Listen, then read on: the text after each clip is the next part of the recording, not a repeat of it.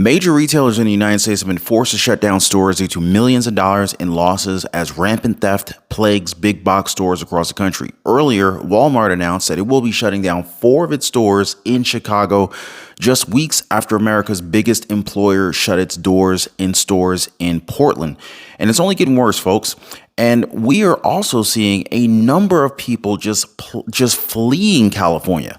And as a matter of fact, California's population dropped by more than 500,000 people in the span of 2 years.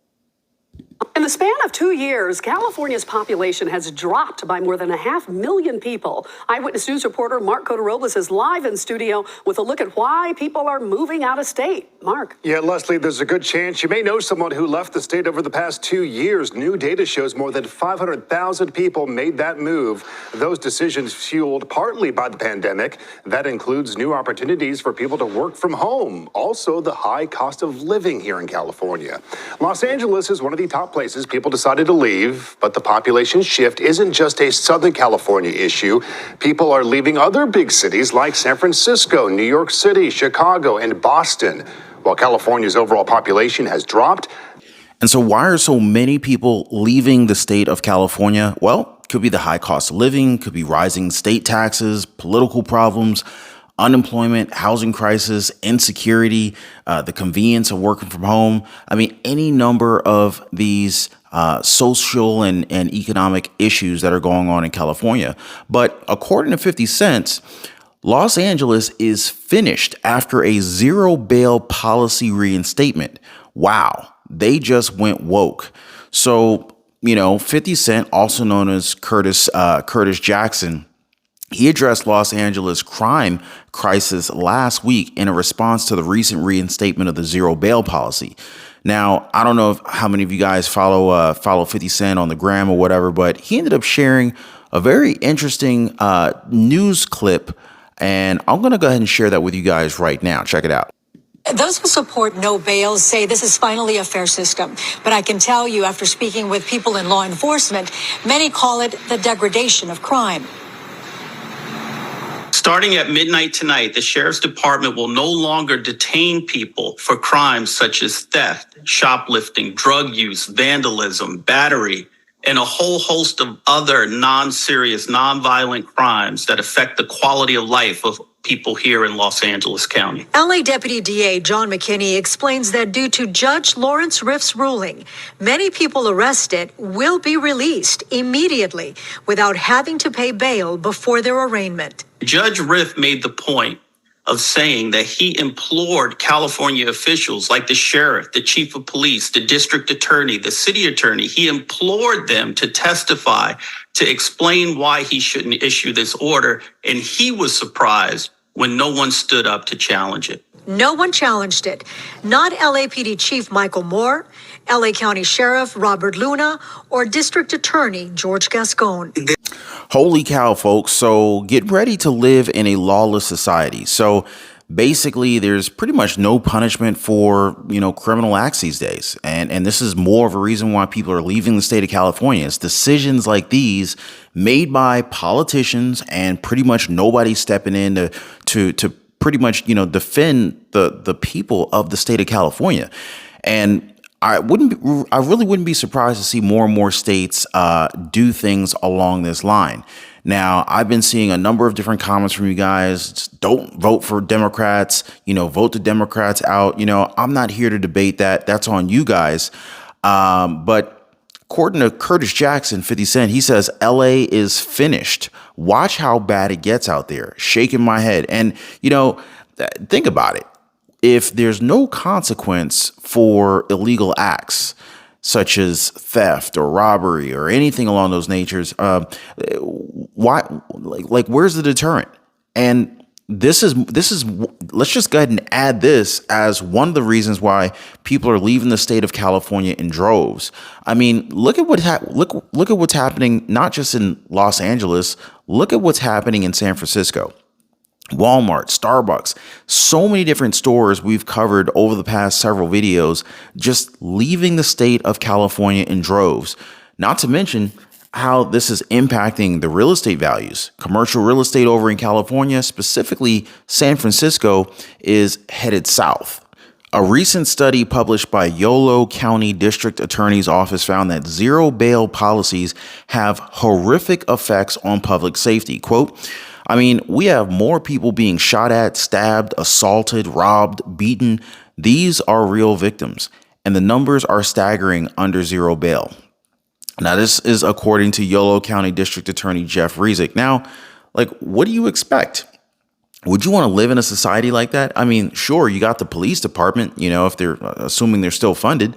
So you have the police department, but let's just say they arrest a criminal. Someone breaks into your house. You call the police. They show up. If the suspect is still there, they're arrested. And then, they're able to bail out with no money out of pocket. I mean, where's the real fear? How could this ever be a good thing? Goes on to say that the study found that suspects released without bail reoffended 70% more often than those who posted bail and were rearrested on 163% more charges. Suspects released without bail are also accused of 3 times as many violent crimes. So these aren't even petty, stole 25 cents worth of gum. Well, you can't even get gum for 25 cents anymore. Stole $2-3 worth of gum, got arrested for that. No, they're talking about violent crimes here, folks. And, these are the lawmakers that I don't even want to say these are the lawmakers that have been voted into office making these decisions.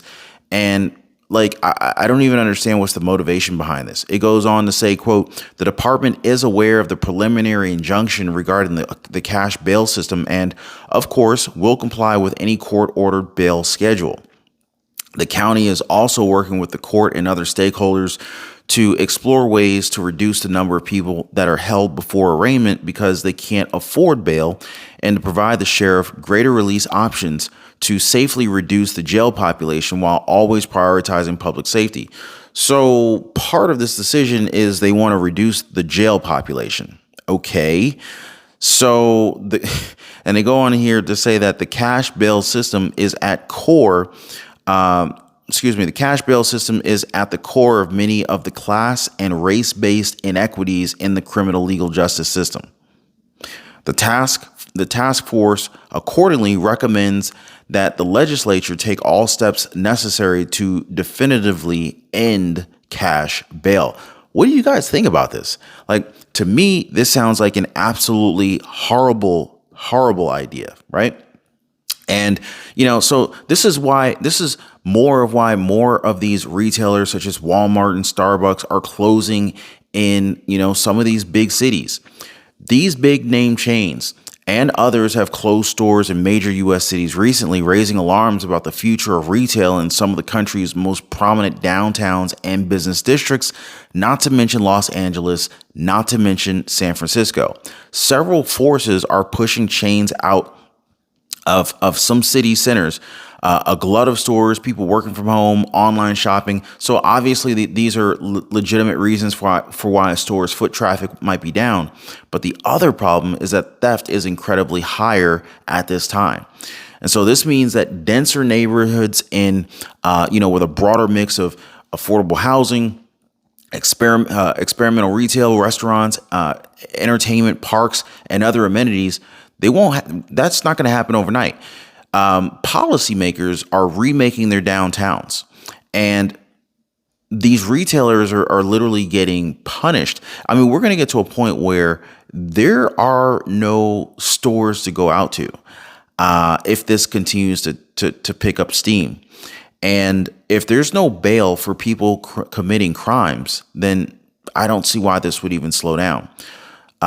Essentially, they're saying here that some of the policymakers, including both Republican and Democratic leaders, have pointed to crime as a chief reason for the store closures following videos of brazen shoplifting incidents. Quote, we're losing chain stores that are closing down. People who are employed in these stores are losing their jobs. And this is plain and simple. And if you happen to live in California, you already know how high the cost of living is there. And California is not the only place with extremely high costs of living. I mean, you've got places like Seattle, New York, Miami, parts of Texas. You name it. So, and San Francisco, Los Angeles, San Diego, New York, Seattle, Miami, and Chicago, they lost retail stores from the beginning of 2017 to the end of 2021. And this is according to research from the JP Morgan Chase Institute. Now, what's more is that experts agree that the closures, they're not just about crime. Several trends have converged to put these stores at risk. So guys, what is it going to take to make a change? Now, of course, we do have a 2024 election coming around the corner, presidential election. And if you're black, you're supposed to vote Democrat is what they say. What was it? Chelsea, I think it was because Chelsea did date 50 Cent back in the day. And she said, I don't know how many of you guys remember, she said that she had to remind 50 Cent that he was black and that he had to vote Democrat. I don't know about that. Me personally, I don't like our options at this point, but it probably shouldn't be the default option for black people to have to vote for Democrats or to be socially obligated to vote for Democrats. But let me know what you guys think on that. Hit me up in the comment section down below. By the way, if you guys are new to the channel, drop me a quick like, consider subscribing to the channel for more videos like this. And I'm going to see you guys on the next one. Y'all be safe.